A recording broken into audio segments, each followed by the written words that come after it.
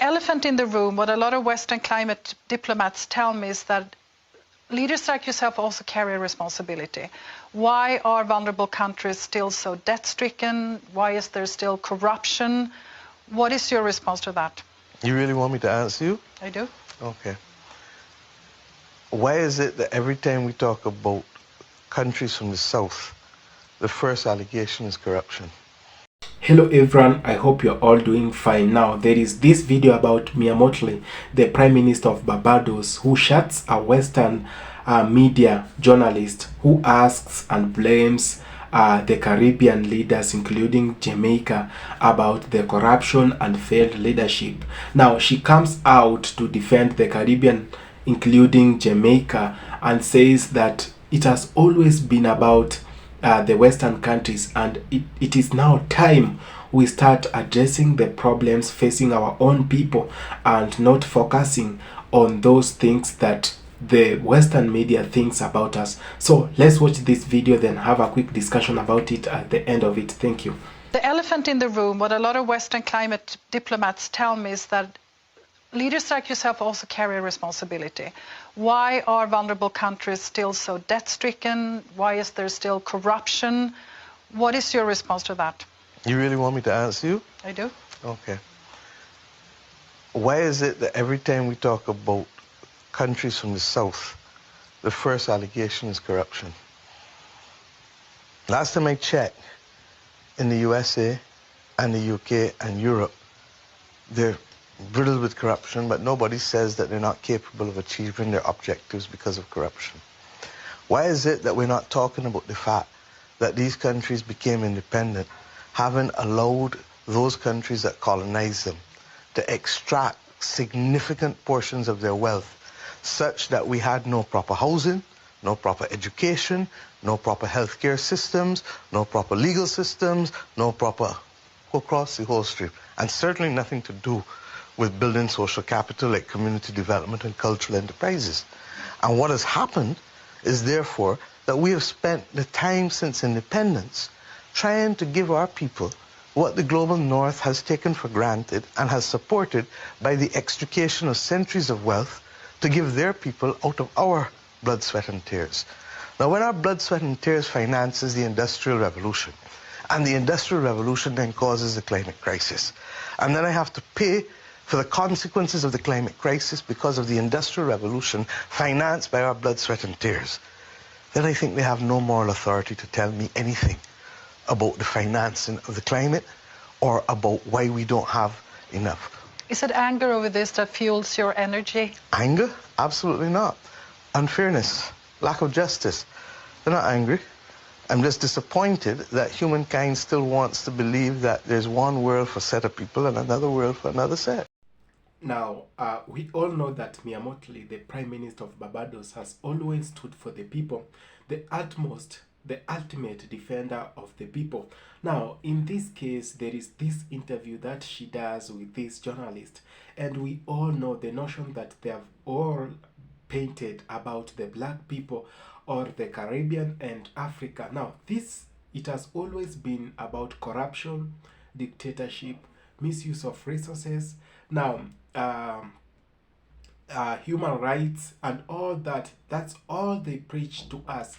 Now, it is not only in our countries or in our black countries that these things happen. Now, we've seen so many people being shot in the white countries. In America, we've seen them being shot in France, and we've seen how black people and some minor groups suffer in those countries. Their rights have been neglected by the government and they always face racism, but no one talks about that. But when it comes to Africa, all they focus on is leadership, corruption, human rights, dictatorship. And now, in this interview, Motley comes out to defend the Caribbean, including Jamaica. Now, she says, why do you always... Now, she prints out the big question, why they always talk about corruption when it comes to black countries. And when it comes to their countries, they just want to talk about money, business, investments. But when it comes to our countries, they want to lecture us on how we should live, on how we should respect the human rights, on how we should run our countries, on how we should manage our resources. Now, these questions that they always bring, now they are at the epitome of all these problems. We've seen these countries that fail. We've seen black countries that are dominated by their presence, how much corruption, how much leadership problems are in those countries. Now, it is because the Caribbean has said no to them. It has said no to the Western countries. We've seen Jamaica now working with the Chinese.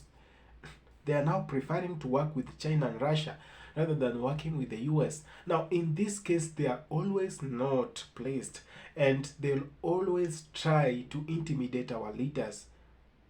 During these interviews, they bring these questions to intimidate our leaders.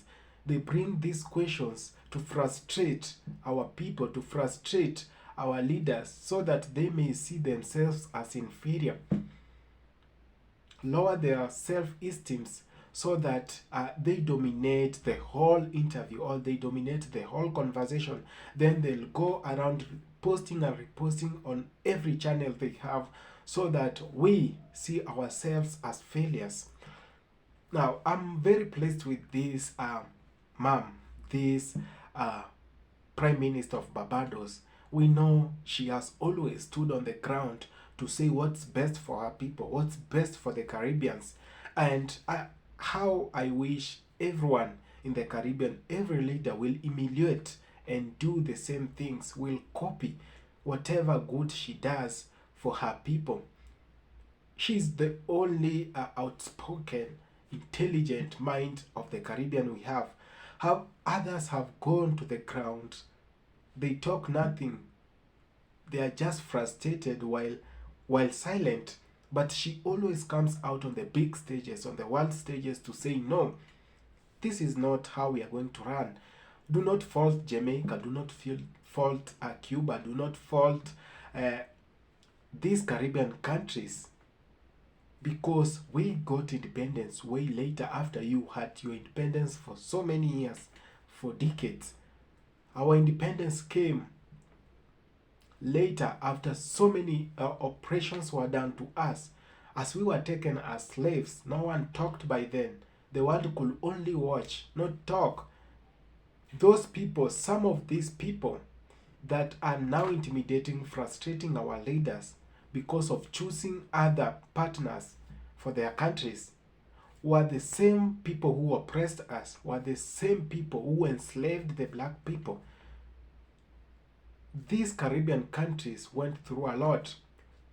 The Caribbean is made up of people as a result of slave trade, the transatlantic slave trade, which was a trade that took place between African countries from the West mainly, with those countries that wanted slaves, with our colonizers. This included the Spanish, the Germans, the British. If you go to Dominican Republic, they were dominated by the Spanish. Now, these people, these Dominicans, came as a result of slave trade. Then that's why we have them. So why do you fault a country that has only existed, a group of people who have only existed for around 50 years? Now, I know the big question remains, and the big question will always be, why do you work with countries like Russia, China? That's the only thing. And their media has always come out to defend their countries, to perpetuate their narrative, to continue spreading and preaching about the US, France, and all these countries that we know. I'm actually in love with Germany. After they were done with the colonization things, they went back and focused on the economy. They no longer follow people around. That's the better thing. But we have these other countries like France and others that have always come to reclaim whatever they lost. And this is whatever pisses we black people the most. We've seen those countries being dominated by them, how much they suffer. I'm very grateful for Motley coming out and saying, no, do not fault Jamaica. Do not fault Dominican Republic. Do not fault Haiti. Do not fault my country, Barbados. Don't fault us.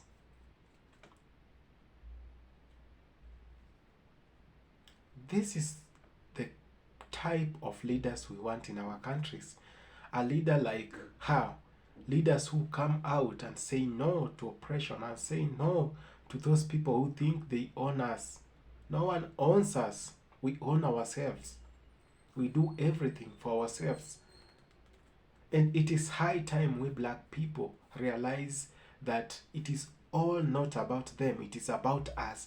The big topic should be, how are we going to be in the next 50 years? Not because someone else has our vision, no. The visions we have should be within us. The visions we have should be us. We are the vision. And we are the progress. If we want to progress, we will. If we don't want, we won't again. Because we tell them nothing. They think they are so superior. No, that mentality still runs to date. It is so annoying to see some people still carry the colonial mentality with them to date. We've seen neocolonialism playing a big role in the crisis we have in Africa, in the crisis we have in some countries in the Caribbean. How many times, how many countries are at war in Africa? So many. Go to the Western countries, coup every day. At least yearly, we have a coup that happens in West Africa. Inflation has taken the best of those countries. Go to Nigeria, inflation. It's not because Nigerians want that. It's because of their influence to our economy. That's what they want. They want us to fail so that they can take the better part of it. So it is high time. It is high time we realize it is not business as usual. Let's take things to a different direction. Let's make things work out for us, not for them. It is always us. It is not always about them. Because for all these years, for all these centuries, it has always been them. If you don't do the way they like, they'll come after you. That's why we have leaders like Motley, who have come out to defend Jamaica, who have come out to defend the Caribbean. Thank you so much for having taken your time to watch this video. Please, if you reach this stage of watching the video, please consider subscribing. One love. And if it's the first time you are coming across the channel, please consider subscribing, sharing the information, sharing the video and please don't forget to leave a comment about the video or whatever you like most about this. Thank you so much. See you again in our next episode. One love.